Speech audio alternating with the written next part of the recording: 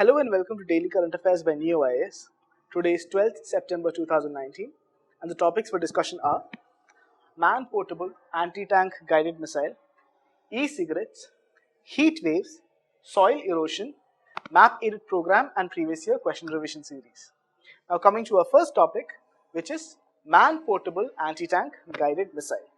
Now this is a news because the DRDO has successfully tested this indigenously developed anti-tank missile. So we'll talk a bit about this. Now the man-portable anti-tank guided missile, which is pronounced, given the acronym of MPATGM, okay, is a third generation anti-tank guided missile with fire and forget and top attack capabilities which can be used both at day and night. Understand this thing that it is an anti-tank missile. Basically, it's a heat-seeking missile. It locks onto the heat given by the tanks or the engines of the tank and locks onto that, and that is what it guides itself to and goes and attacks the tank. Now it is developed by DRDO in association with the VEM Technologies Limited. Now the man-portable anti-tank guided missile is incorporated with advanced features including state-of-the-art imaging infrared seeker and integrated avionics. Here the infrared seeker is what you are talking about as the heat seeker. Now it is fitted with the high explosive anti-tank warhead, that is the heat warhead. Now the missile weighs around 14 kgs and can be used by infantry battalions against armored vehicles. Now understand, in scenario of war, this machine called a tank is very, very dangerous for infantrymen or the soldiers on foot. So to actually attack a tank, you also need another tank on the other side, or sometimes what you have is our helicopter launched anti-tank missiles. The example for that in India is Nag. Nag is a anti-tank missile of India.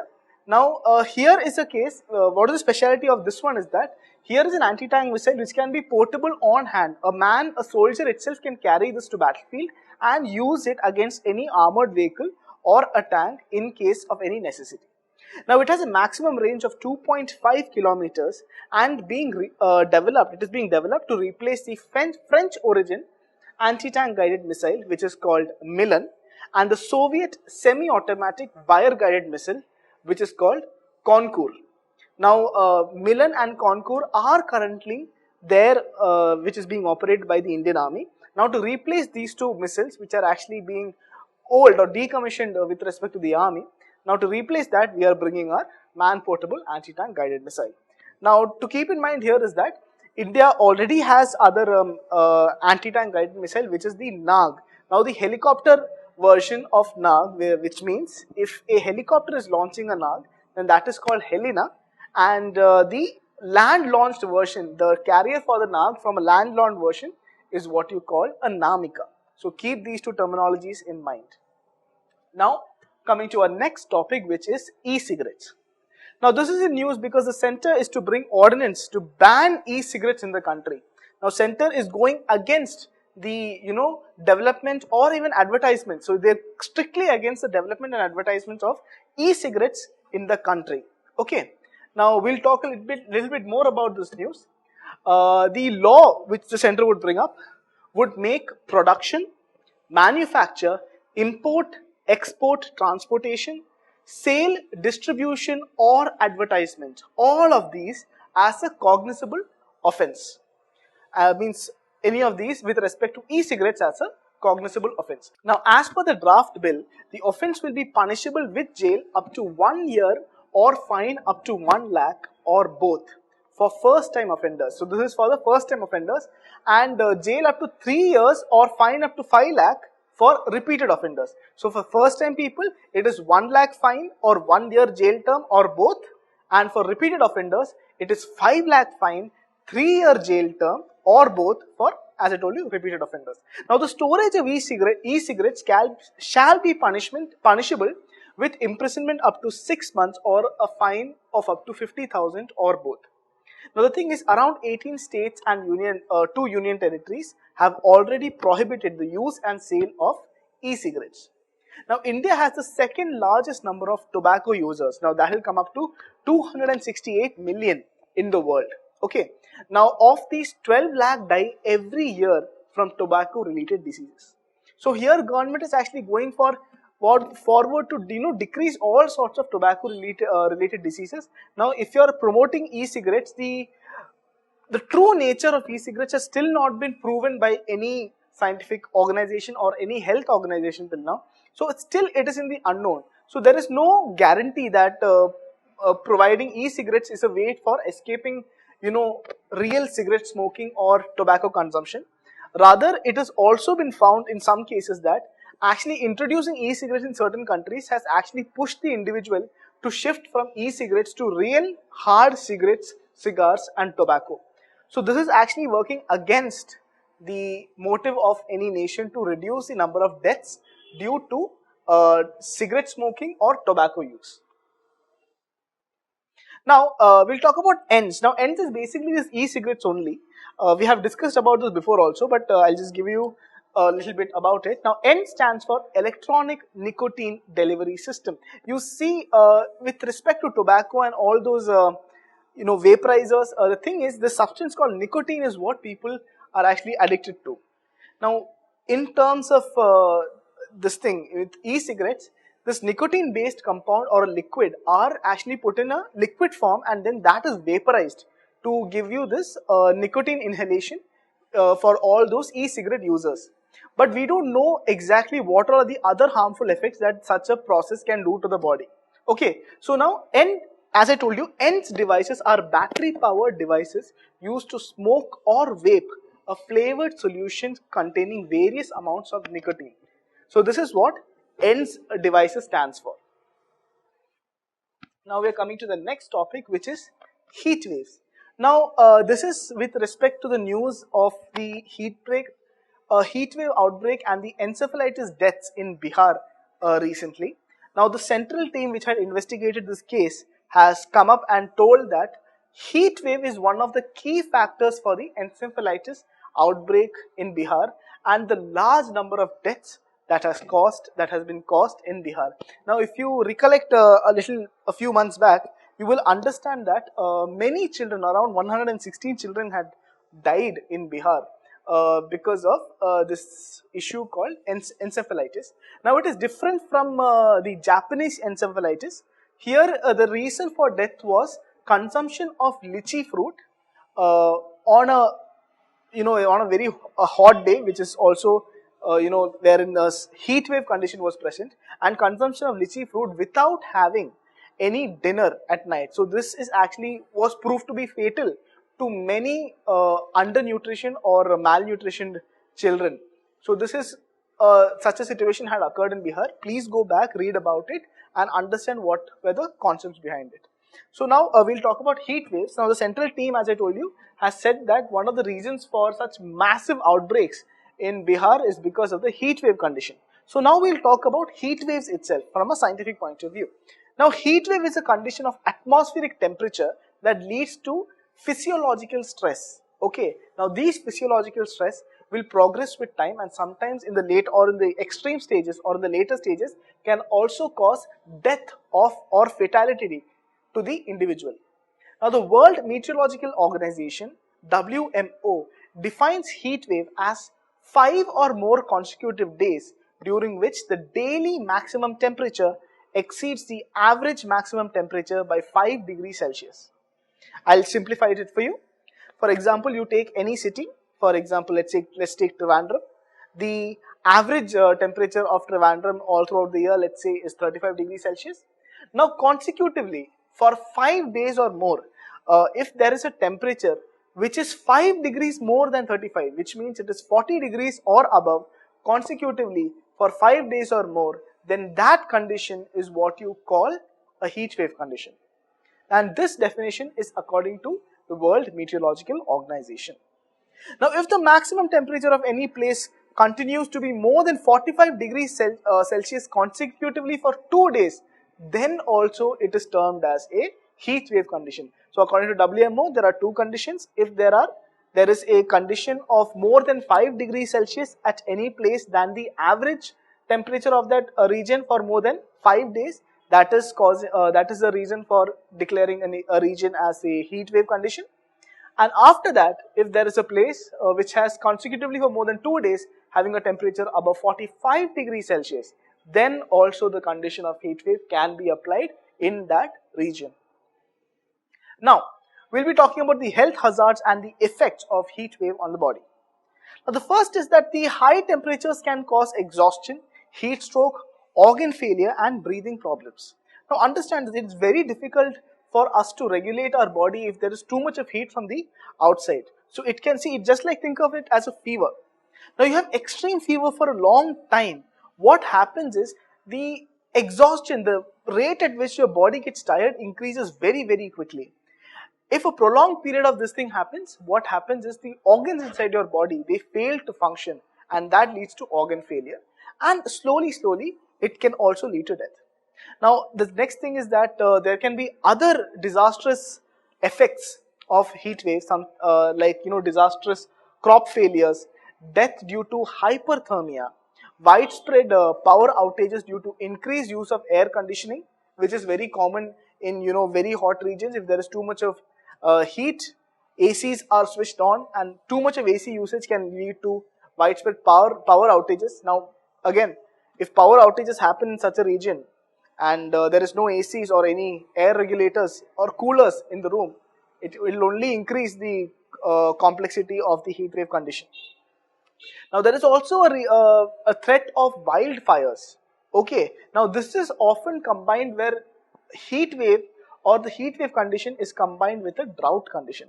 Now, drought condition will already make the vegetation in that region dry, and once we have dry vegetation, it is very easily susceptible for catching fire, which can cause wildfires in case of large dry vegetation.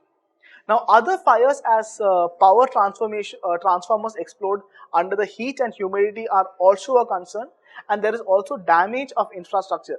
You see, extreme heat will tend to, I'll give you an example with respect to roads. Extreme heat, what happens is, tends to expand the materials or the asphalt in the road. It tends to expand a little bit. It makes it a little bit more loose, and when a lot of traffic is moving over such roads constantly, it tends to break down the roads. That is how you get broken roads or potholes in roads and things like that. The same thing can apply to even water lines also. If too much of heat is there, the metal water lines can expand and finally crack. Such cracking is also possible. Now, we'll talk about the causes of heat waves. Now, there are mainly three causes. First is the climate change, which all of us know that climate change is causing a lot of heat wave all across the world. The second is the position of a jet stream. Now, the jet stream causes air on one area to be significantly warmer than another. Now, the third one is the occurrence of El Nino or La Nina. I hope all of you know what El Nino is, right? And La Nina is the exact opposite or stronger form of El Nino. That is what La Nina is. And this could disrupt, the occurrence of El Nino or La Nina actually can lead to the disruption of jet streams. Now, jet streams, as I told you here, will actually show which area should have warmer air masses and colder air masses. So, occurrence of El Ninos and La Ninas can disrupt the path or the motion of the jet streams and thereby spreading or causing drought, heat waves in different regions, which is usually does not experience heat waves very commonly. Now, where does it occur? Now, the regions that are most susceptible to heat waves, they include inland desert, semi-deserts, Mediterranean type climates. So, these are the regions where usually heat waves do occur. Now, we'll talk about heat waves in India.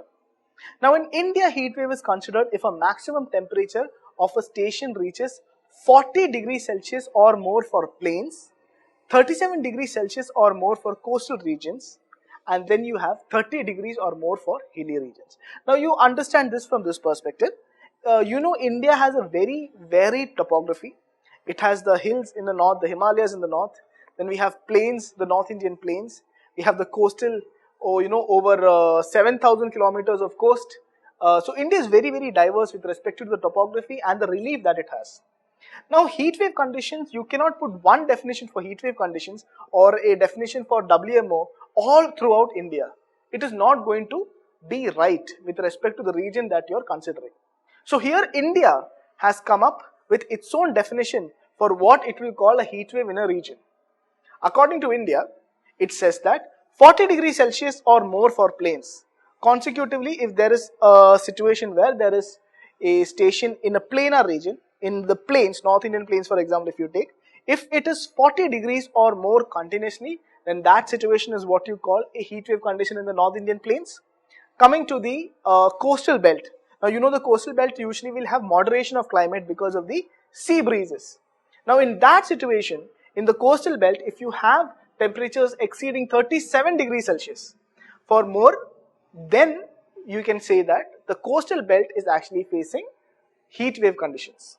And finally, we'll come to the hilly regions, the Himalaya regions, or other regions in the northeast and the hill stations of India.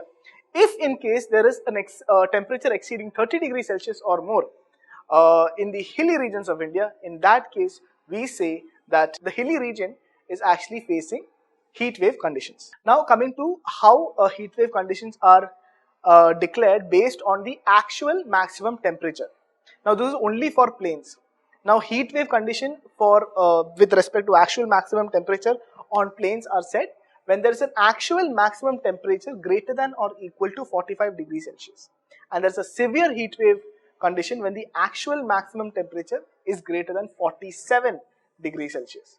So this is where the criteria for declaring a heat wave is taken up by India. Now to declare a heat wave, the above criteria should be met at least in 2 stations in a meteorological subdivision for at least 2 consecutive days. In India, heat waves typically occur between March and June, and in some rare cases it can also extend up to July. Now the heat waves are more frequent over the Indo-Gangetic plains of India. So you can understand why these heat waves are very common in the Indo-Gangetic plains. It's inland also.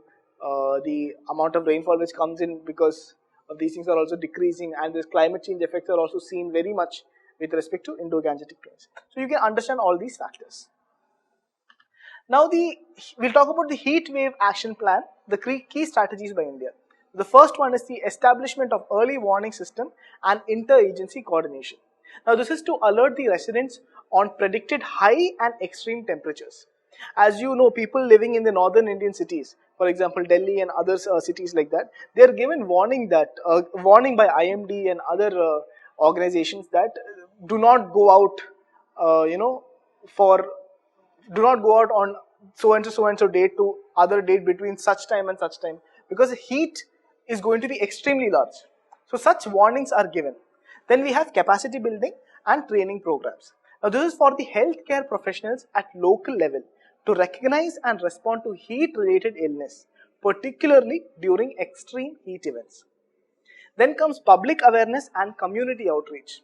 This is for disseminating public awareness message on how to protect themselves against extreme heat wave through print media, electronic, social media, and information education and communication materials. So all these ways are which public are given the awareness as to what to do and what not to do to prevent the effects of the heat waves on them.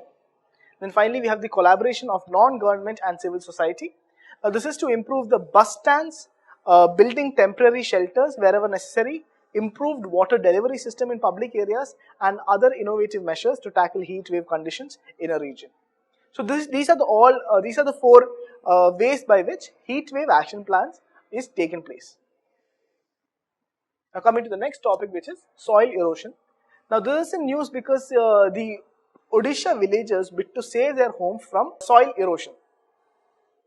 Now we'll talk about soil erosion. Now soil erosion basically is the displacement of the upper layer of soil, and it is one form of soil degradation also. Okay, this is a natural process and is caused by dynamic activity of erosive agents. Now these erosive agents can be water, ice, snow, air, plants, animals, humans, everyone can be erosive agents for soil. Now in accordance with these agents, erosion is sometimes divided into water erosion, glacial erosion, snow erosion, wind erosion, zoogenic erosion, and anthropogenic erosion.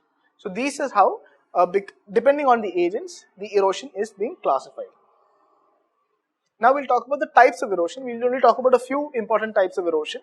Now the first one is the water erosion.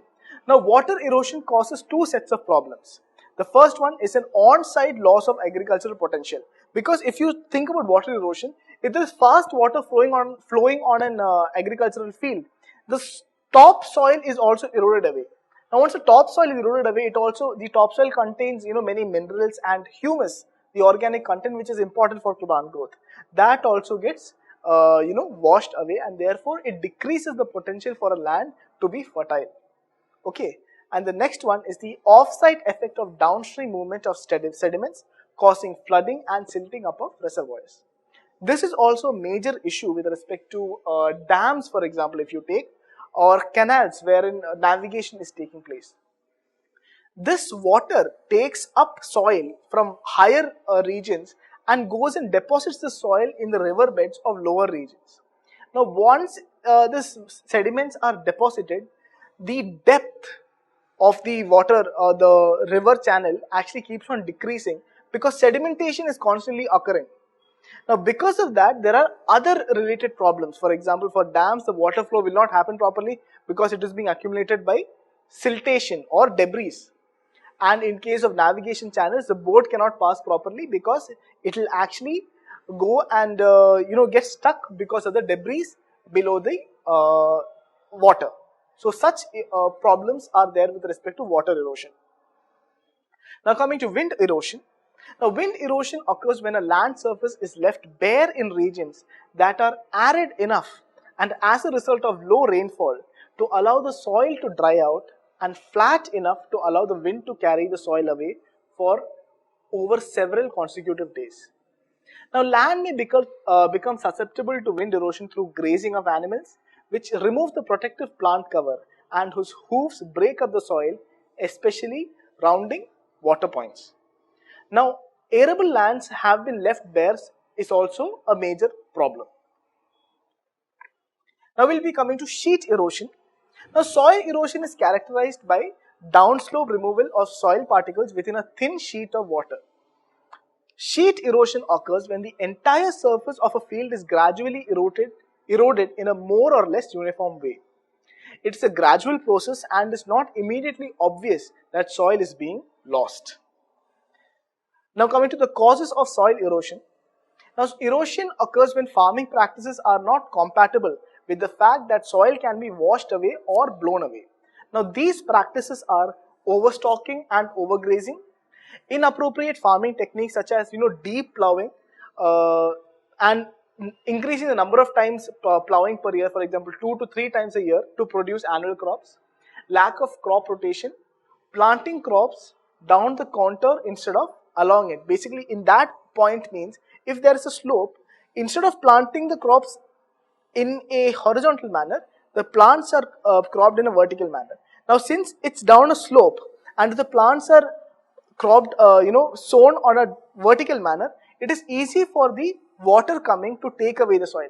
But if it's sown on a horizontal manner, it actually stops the flow of soil to some extent and thereby decreasing the soil erosion.